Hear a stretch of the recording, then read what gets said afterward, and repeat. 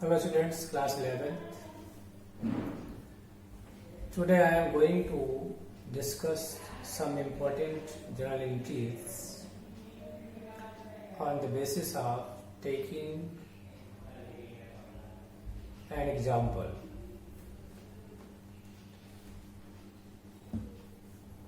Listen the question and try to see here what will be entry for that particular transaction. The first transaction started business with cash 40,000, goods 30,000 and furniture 20,000.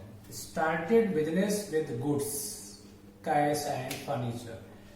तो cash, goods and furniture, तो entry क्या होगी देखिए आप. Started business, here cash coming, entry will be cash account debit. It is the suppose 40,000. Goods, that means purchase. When goods coming from the owner side or proprietor sides, this is also known as purchase. Purchase account debit. This is 30,000. And furniture coming. Then furniture account debit. Suppose this is 20,000. And all these things are coming from the owners. That means owner is the giver, and you know if only the giver, this is known as capital. To capital account. And this total 40 plus 30, this will be 90,000. This will be 90,000, and narration will be business started with cash, goods and furniture. Next, paid into bank rupees 30,000. Here I want to discuss important thing here, banking transactions. आपको पता है हर business का अपना एक bank account होता है और उस बैंक अकाउंट का नाम है करंट अकाउंट, क्योंकि बिजनेस के पॉइंट ऑफ व्यू से जो अकाउंट बैंक में ओपन किया जाता है उसका नाम है करंट अकाउंट. वैसे अकाउंट की और वैरायटीज भी है, saving bank account, fix deposit account, recurring bank account, pension bank account, different types of bank account. But business के पॉइंट ऑफ व्यू से जो अकाउंट ओपन होता है वो करंट अकाउंट होता है, कि क्योंकि करंट अकाउंट बहुत सी फैसिलिटीज देता है जो बिजनेस के लिए कन्वीनियंट होती हैं, बिजनेस के लिए शूट करती हैं. तो करंट अकाउंट, और जब हम बैंक अकाउंट को लिखते हैं अकाउंटिंग में तो bank account represent to the current account. Bank account means current account, ये ध्यान रखिएगा. तो here question is paid into bank 30,000. इसका मतलब ये है बिजनेस का एक अकाउंट है, दिस इज करंट अकाउंट, और करंट अकाउंट को हम करंट अकाउंट नहीं लिखेंगे, उसके बैंक अकाउंट लिखेंगे. और अकाउंट है उसका नाम लिखिए, जैसे मान लीजिए आपने एफडी अकाउंट लिखोगे FD account, recurring bank account, saving bank account, ये इसमें आप सेविंग रिकरिंग वर्ड मेंशन करोगे. लेकिन करंट अकाउंट के लिए हम केवल बैंक अकाउंट लिखते हैं. Bank account represent to the current account. तो कैश डिपॉजिटेड या paid into bank, cash deposited into bank, और you can say paid into bank 30,000. Cash going to bank, bank receiver, debit cash going to cash account. तो into जाएगी bank account debit, यहाँ लिखेगा date, जो भी date होगी, bank account debit, यहाँ लिखोगे DR, and to cash account amount 30,000. तो this is the cash deposited into bank और पेड इनटू बैंक रुपीज 30,000. देखिए there are some specific transaction related to the bank. जब आपने पैसा बैंक में जमा किया, bank account debit to cash account, अब जब आपने पैसा बैंक से विड्रॉ किया तो क्या होगा? जब आपने बैंक से विड्रॉ किया तो you have to see there कि आपने जो विड्रॉ किया दैट इज फॉर बिजनेस और ऑफिस यूज और पर्सनल यूज।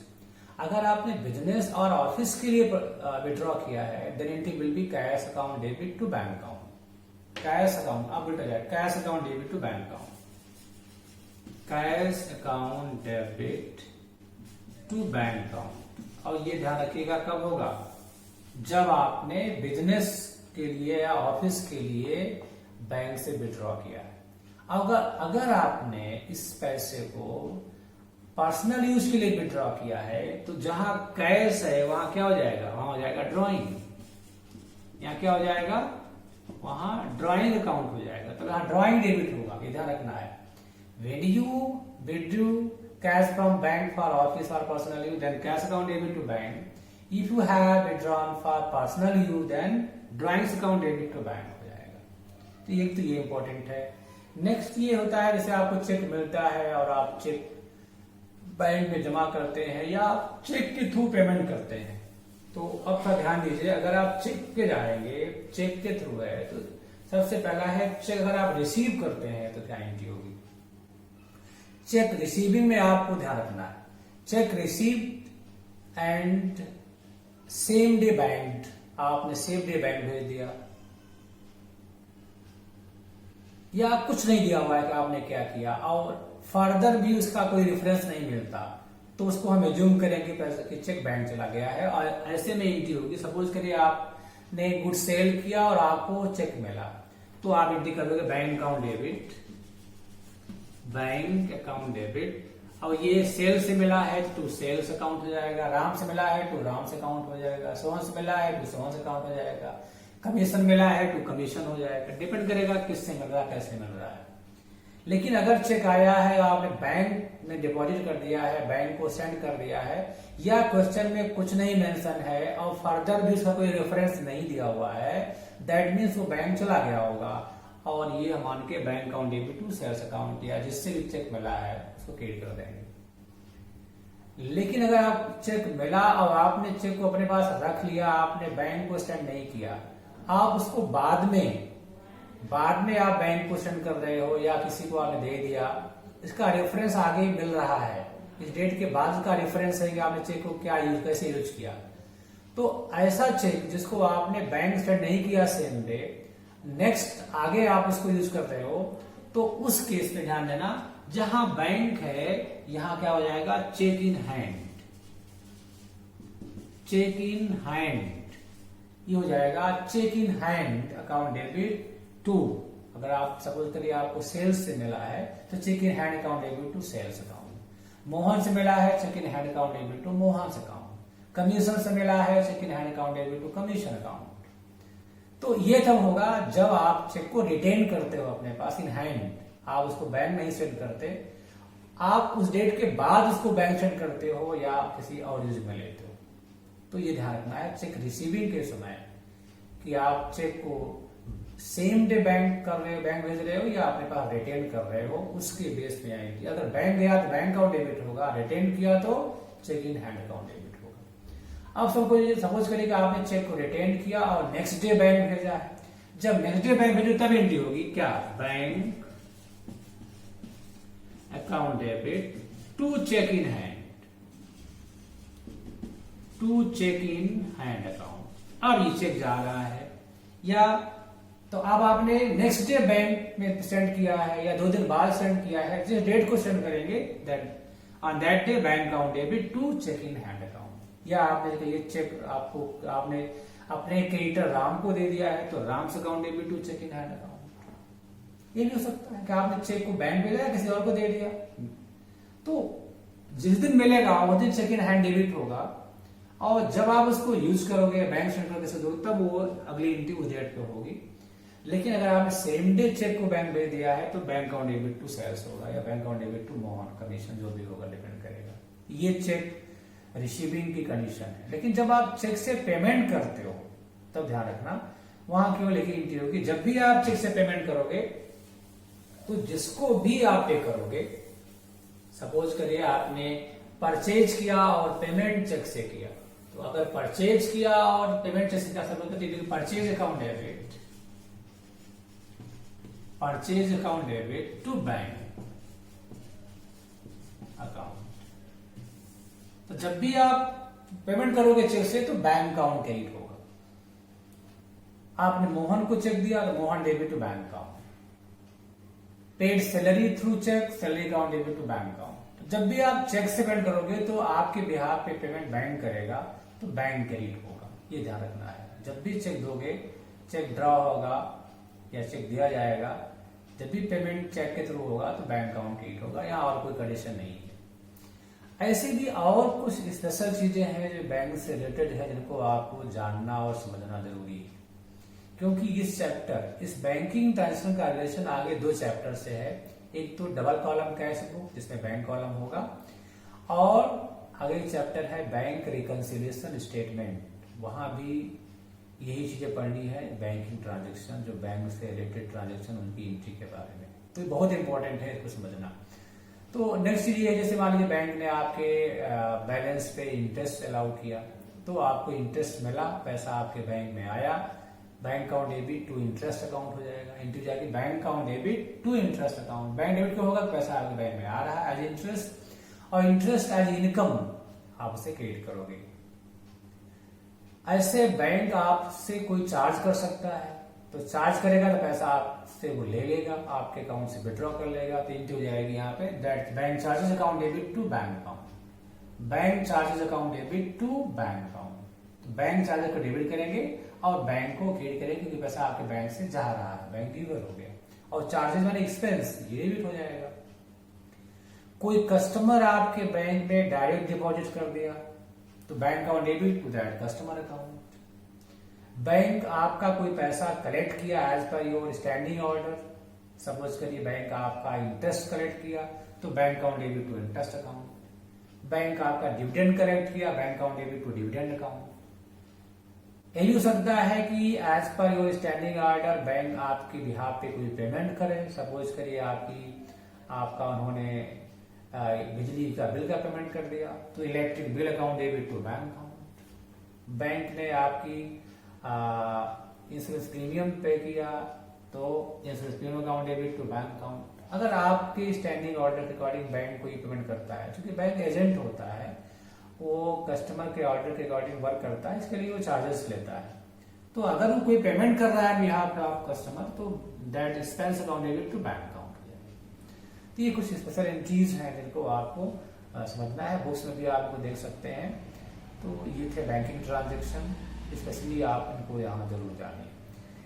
इसके अलावा हमने आपको एंट्रीज बताई थी कि इसके पहले कुछ specific entries like the entries for adjustment, outstanding expenses, prepaid expenses, depreciation, bad debts, accrued income, earned income, interest on capital, interest on drawing, इनकी बातें मैं कर चुका। ये भी स्पेसिफिक एंट्रीज हैं, इनका भी आगे एक चैप्टर है जो हम पढ़ेंगे, लेकिन यहाँ भी आप इनको जानेंगे, इनकी एंट्री पास करेंगे। अब ओपनिंग एंट्री और क्लोजिंग एंट्री की बात होती है। ओपनिंग एंट्री होती है ईयर के बिगिनिंग में, जैसे आपका ईयर 1 अप्रैल को शुरू होता है, 1 अप्रैल को एंट्री होगी, उसे बोलेंगे ओपनिंग एंट्री। और एक एंट्री होती है, ये एंट्री है all assets, sundry assets account debit. तो यहाँ एसेट्स अकाउंट डेबिट। अब सपोज करो एसेट में बहुत सी हैं, तो आप सबको you have to write here individually, like land account debit, bank account debit, cash account debit, debtor account debit, stock account debit, सारे एसेट को इंडिविजुअल क्रेडिट। और 2 सन्ड्री लायबिलिटीज। अब यहाँ क्रेडिट क्या होगा? लायबिलिटीज। लायबिलिटीज को क्रेडिट करोगे, ये भी अगर सपोज करिए लायबिलिटीज मोर देन 1 है तो 2 creditors account, 2 bills payable account, 2 bank loan account, and then 2 capital account, then 2 capital account. तो ये एंट्री होती है। तो sundry assets account debit individually, 2 sundry liabilities account individually, 2 capital account. This is the one entry is passed at the beginning of each year. In new books, this is known as opening entry. Same as at the end of year, there are few entries are passed for closing the nominal accounts, revenue accounts, they are known as closing entries. तो year के last में कुछ entries होती है, वो दो entries होती है. एक तो एंट्रीज फॉर एडजस्टमेंट जो भी आपने पढ़ा, outstanding, prepaid, bad debt, depreciation. दूसरा क्लोजिंग एंट्री जिसे हम कहते हैं, they are passed to close the nominal accounts. और ये 6 एंट्रीज होती हैं. इनकी बात हम बाद में करेंगे जब हम बढ़ाएंगे फाइनल अकाउंट, तो समझ में आएगा उस समय कि ये 6 एंट्रीज क्या होती है. लेकिन closing entries are those entries which are passed at the end of year to close the revenue accounts. तो सारे रेवेन्यू अकाउंट्स को, सारे नॉमिनल अकाउंट्स को ईयर के लास्ट में हम क्लोज करते हैं. और अकाउंटिंग में जब भी हम किसी अकाउंट क्लोज करते हैं तो उसको हम ट्रांसफर करते हैं. कहाँ करते हैं? किसी अदर अकाउंट में. तो रेवेन्यू अकाउंट को बंद करने के लिए ईयर के लास्ट में एक अकाउंट बनता है, trading and profit loss account. All revenue items are transfer to trading and profit loss account. तो जब हम ट्रांसफर करेंगे तो वो एंट्री पास होगी, उसे बोलते हैं क्लोजिंग एंट्रीज. इसको आप जानते रहिए. आगे हम इसको जब टॉपिक आएगा अपने अकाउंट का तो इसको वहां स्पेन और क्लियर करेंगे. तो ये हो गई ओपनिंग एंट्रीज और क्लोजिंग एंट्रीज. तो हमने आप बताया सिंपल एंट्रीज, फिर बताया मैं आपको कंपाउंड एंट्रीज, फिर बताया मैंने आपको अभी उसके पहले some specific entries related to the adjustments, फिर बैंकिंग एंट्रीज हो गई, ओपनिंग एंट्रीज, क्लोजिंग एंट्रीज.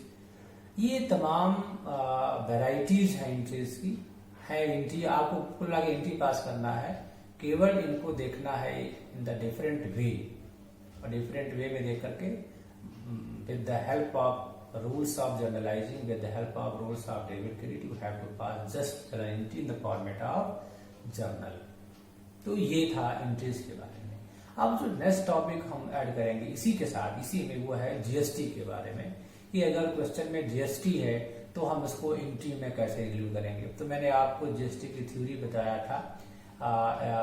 एक मैंने पीडीएफ सेंड किया था, उसमें जीएसटी की मीनिंग, फीचर और सारी बातें इंक्लूड थी. अब मैं नेक्स्ट वीडियो जीएसटी पे लूंगा जिसमें कुछ उसकी स्पेसिफिक बातें बताऊंगा. उसके बाद उसको जब एंट्री में कैसे ऐड करेंगे, इसको उसके लिए एंट्री क्या पास करेंगे उसकी बात करेंगे. Thank you.